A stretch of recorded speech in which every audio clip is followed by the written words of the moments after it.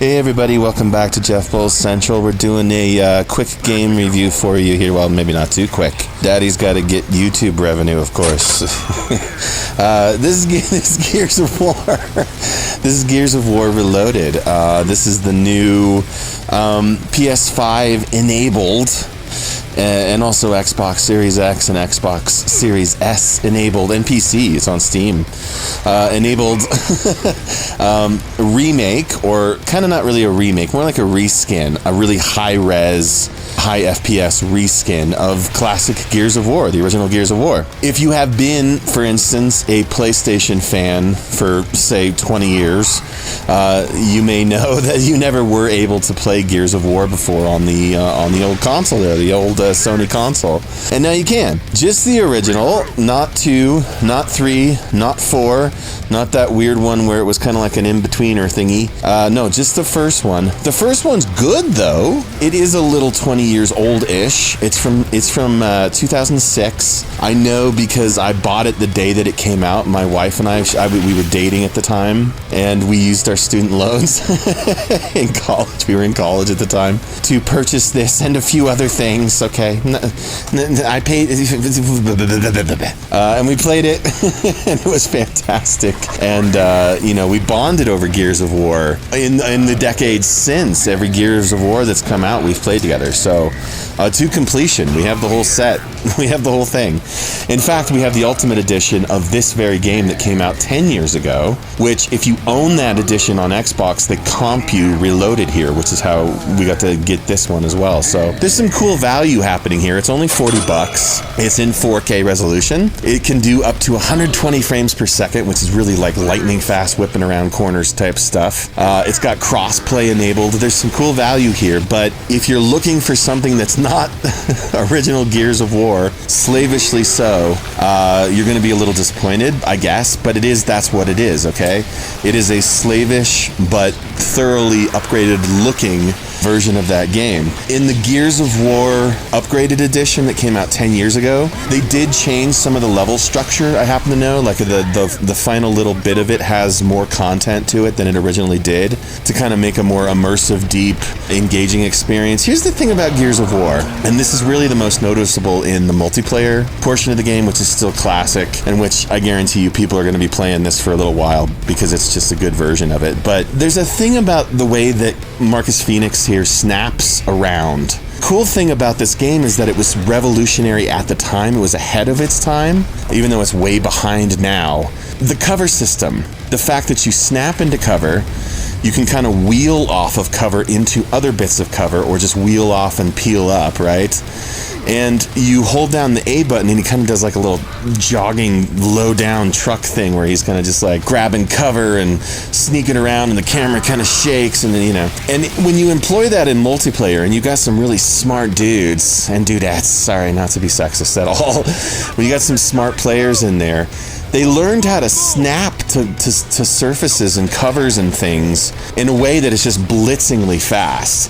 You pair that with the Nasher shotgun, the classic shotgun of this, the COG shotgun, and it's just deadly. It's just deadly to watch expert Gears of War players. So that's what makes the gameplay cool. The other things that are cool about this game were the enemies were cool, the ideas were cool. The fact that you're not fighting an alien species from space, but rather something that was kind of like living inside the Earth the whole time. I will say that later games definitely broadened what this series was capable of. Later games added more weapon variety. They added more enemy variety. They added mission variety. They added locale variety. I especially really like Gears of War 4.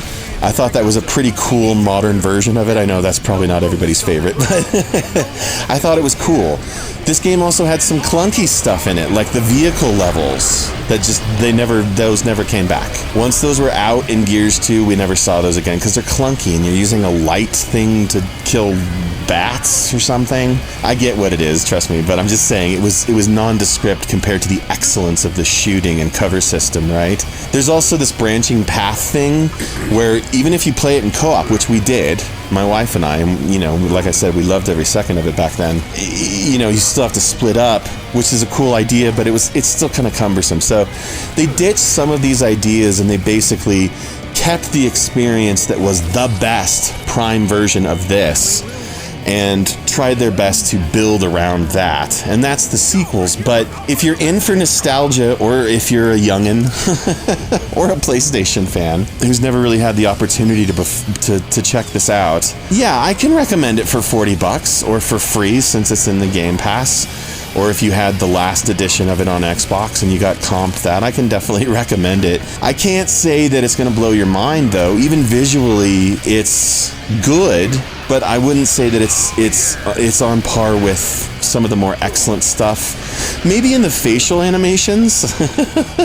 I know that that's a weird thing to target as far as graphics go, but since, you know, the eyes lock with facial features anyway to kind of detect accuracy, these are pretty cool. The modeling's cool. The thing about this game is it was kind of grayish, beige-ish. Like I said, subsequent games got a little bit more diversified in the visuals, but this was grayish, beige-ish, bishish. And so it's still grayish, beige-ish. Like, I don't care how much detail you add to beige.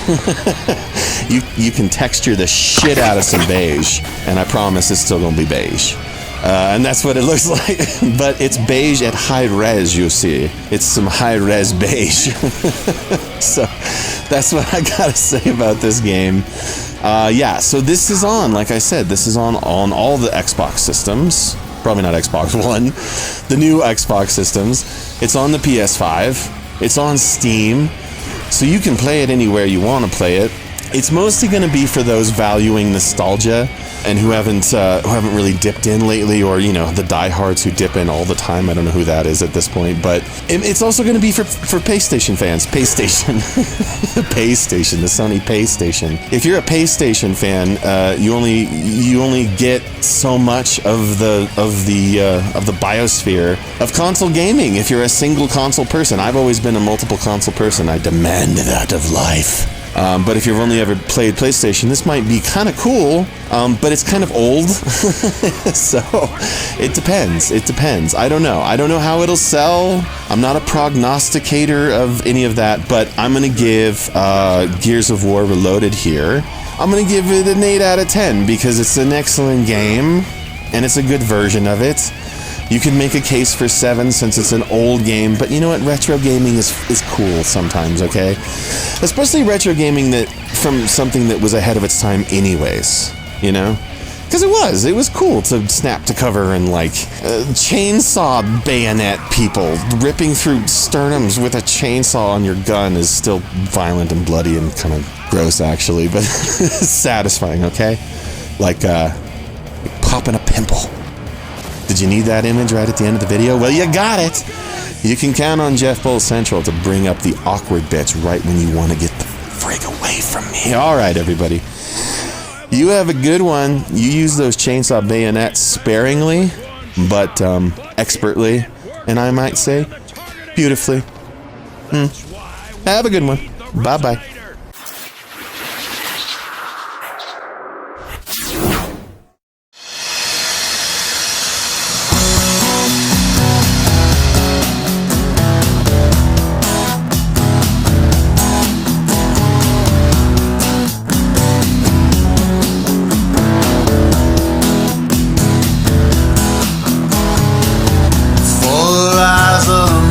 Sun